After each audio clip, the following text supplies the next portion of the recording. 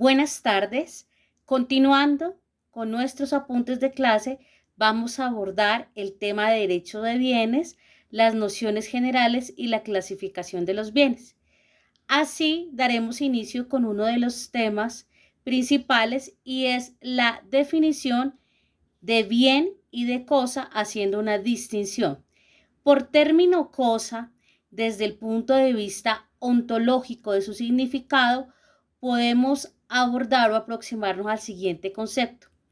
En sentido general, existe en la naturaleza unos elementos que se denominan cosas, con excepción del ser humano, que no es considerado como una cosa.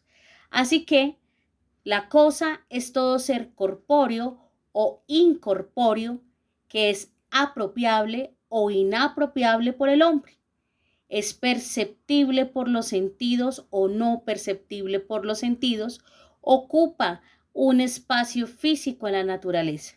Ejemplo de ello podemos llegar a citar las ondas eléctricas, el ambiente, una silla, el mar, la energía solar, los paisajes, los derechos reales. En general, todos ellos son cosas, todos estos elementos. Todo lo que tiene una entidad corporal, natural o artificial, que sea real o que sea abstracta, es considerado cosa, como definición puntual. Para el derecho romano, allí en su derecho romano, en Introducción al Derecho, el concepto de cosa era relevante para los romanos, toda vez que estuvo fundamentado en la utilidad que le prestara la cosa al ser humano en ese momento.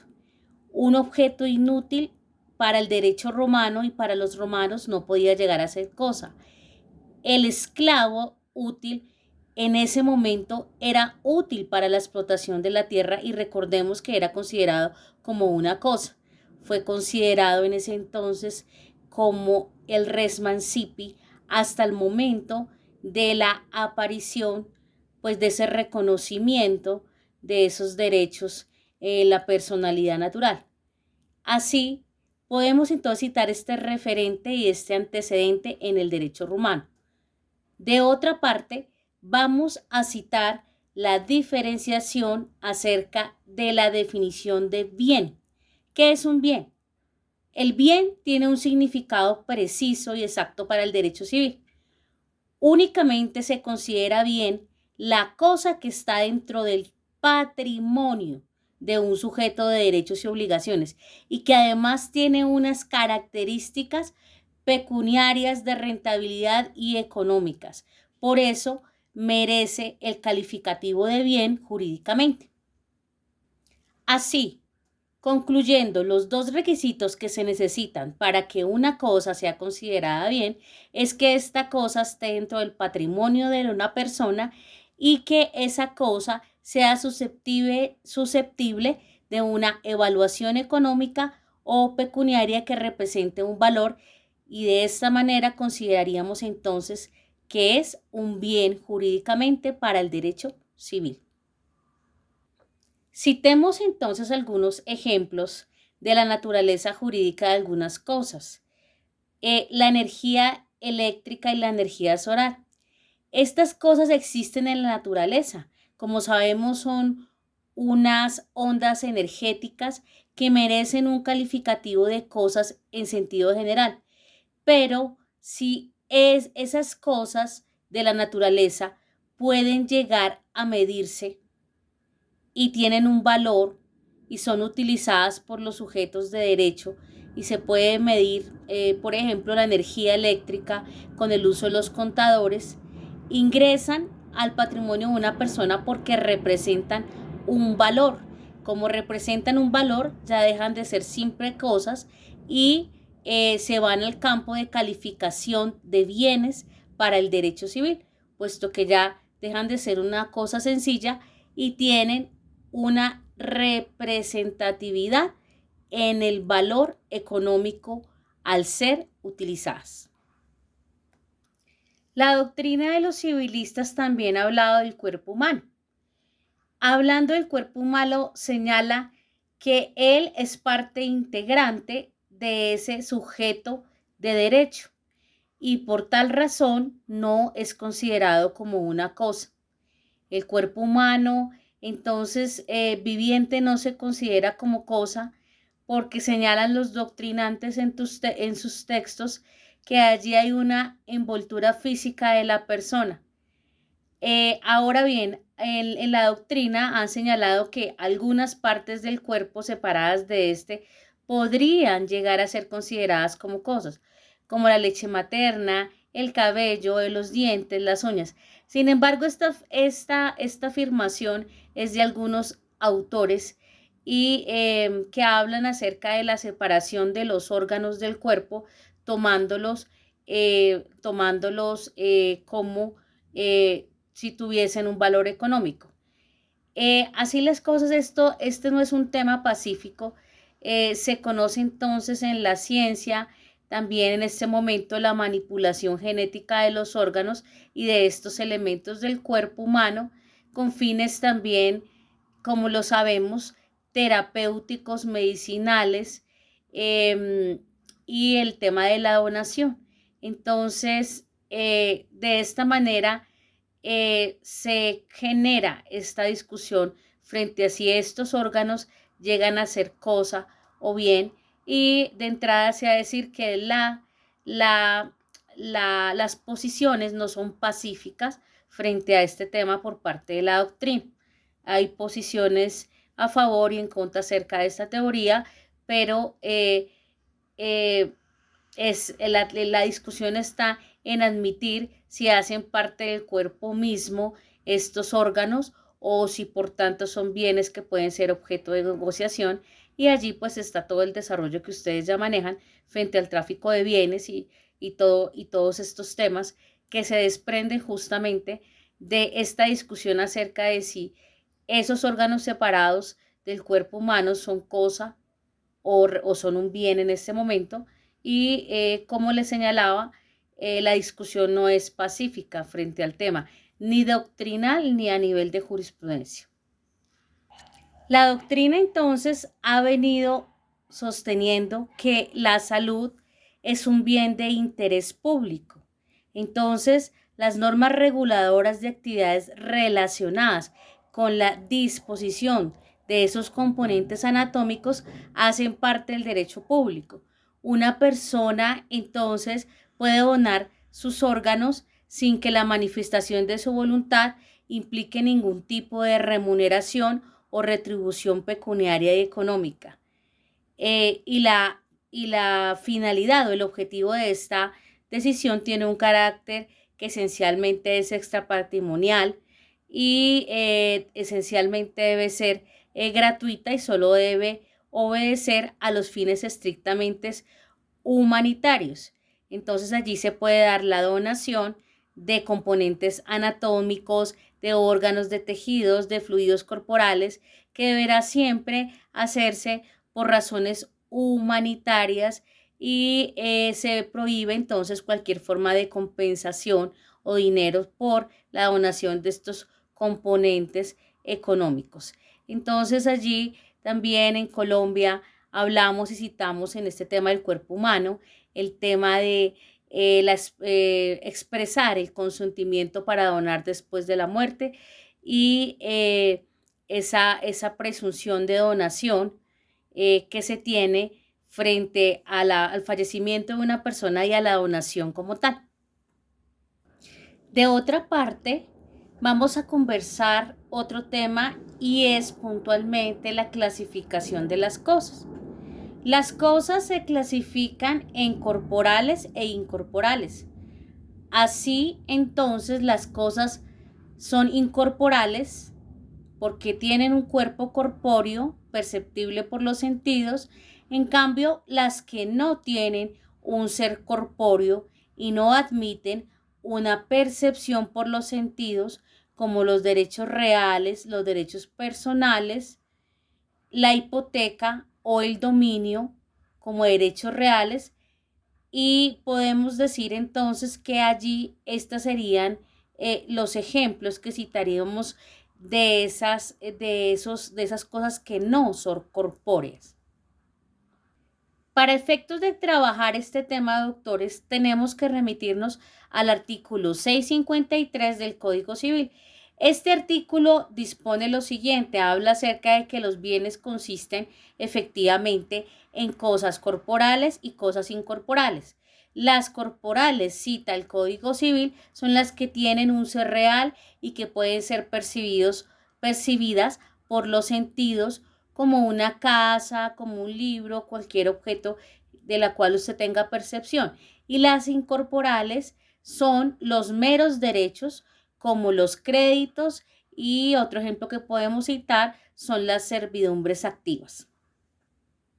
A la luz de la doctrina y de los diferentes tratadistas del derecho civil, tenemos que señalar por qué resulta importante la clasificación de las cosas.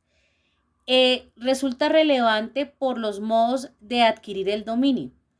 Los modos de adquirir el dominio, como son la ocupación, la accesión, solo recaen sobre cosas corporales.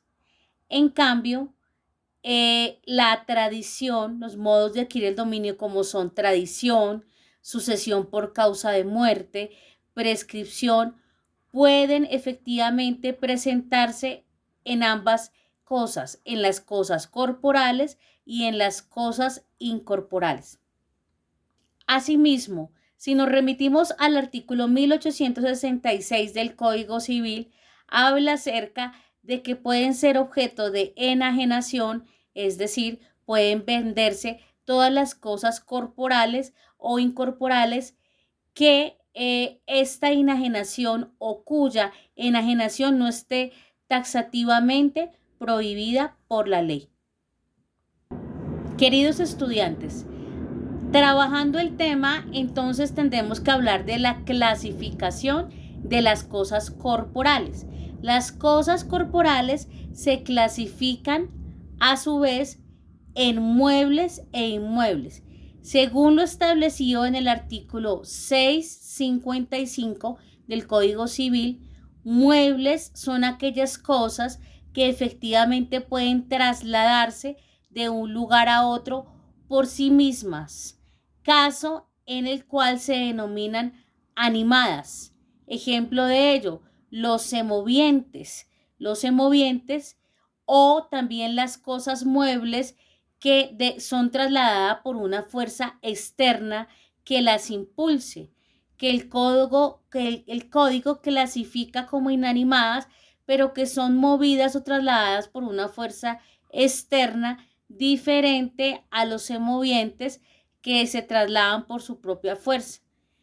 La doctrina ha citado en reiterados textos del derecho civil, por ejemplo, algunos ejemplos.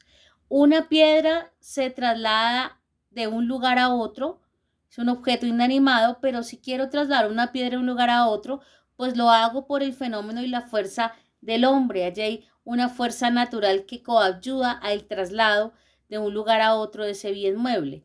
En cambio, en el caso de un animal, un gatico, un perrito, ¿cierto? Se traslada, es un semoviente, que es un bien mueble que se traslada por causa de su propia energía, porque es un ser viviente inicialmente. Puede ser que una persona lo cargue y lo traslade de un lugar a otro, pero desde el punto de vista de la naturaleza, un semoviente es un bien mueble que se traslada de un lugar a otro, ejemplo de ellos los animales. Asimismo, dentro de la clasificación de las cosas corporales, tenemos los inmuebles. Y vamos a definir los inmuebles. Las cosas que no pueden trasladarse de un lugar a otro se definen como inmuebles. Ejemplo de ello, las tierras, las minas, que no pueden trasladarse de un lugar a otro, son bienes inmuebles. Este ejemplo de las tierras, las minas, pues sería un ejemplo de los bienes inmuebles por naturaleza. Porque podemos citar otro, y es el caso de un edificio, que es un inmueble por adherencia. Y el hombre, como se ha podido demostrar un edificio, y más en la actualidad, puede trasladarse de un lugar a otro. Ejemplo de ello, las casas prefabricadas o las casas móviles que se trasladan de la tierra de un lugar a otro. Entonces ahí ya habría un inmueble por adherencia, no un inmueble por destinación, como es el caso de la tierra y de las minas. Así entonces, para precisar una definición legal, entonces es necesario que ustedes vayan al artículo 656, 657, 658 del Código Civil, que habla acerca de que los inmuebles son bienes que no pueden trasladarse de un lugar a otro, como lo cita allí las tierras, las minas que ya citamos, o que pudiéndose trasladar de un lugar a otro, se consideran como tales para ser muebles por naturaleza. En la doctrina se ha citado un ejemplo como el tractor agrícola, que es de propiedad del dueño de la finca, destinado ese tractor agrícola a la explotación de un bien mueble por su naturaleza. Entonces, allí han señalado que es un bien mueble por su naturaleza, ¿cierto? Porque se dedica, ese tractor se dedica, la utilidad es la explotación de esa finca agrícola, entonces un bien mueble por naturaleza. Alguna parte de la doctrina lo ha clasificado o calificado como un inmueble por destinación, puesto que su único destino es la tierra. Entonces es pertinente que ustedes conozcan también esa parte de la doctrina. De acuerdo con los planteamientos y las estipulaciones del artículo 656, 657 y 658 del Código Civil, entonces procederemos a citar que se da una clasificación de los bienes inmuebles. En el artículo 656 ustedes pueden encontrar la primera clasificación, ¿cuál es inmuebles por naturaleza? En el artículo 657 encontrarán los inmuebles por adhesión o incorporación material. En el artículo 658 encontrarán los inmuebles por destinación o por incorporación intelectual, en el 658. Y en el 667 encontrarán los inmuebles por la clasificación sobre la cual recae su derecho, es decir, por el objeto sobre el cual recae su derecho. Clasificación en el artículo 667 de los inmuebles. Procederemos en el video siguiente a definir esta clasificación de los bienes.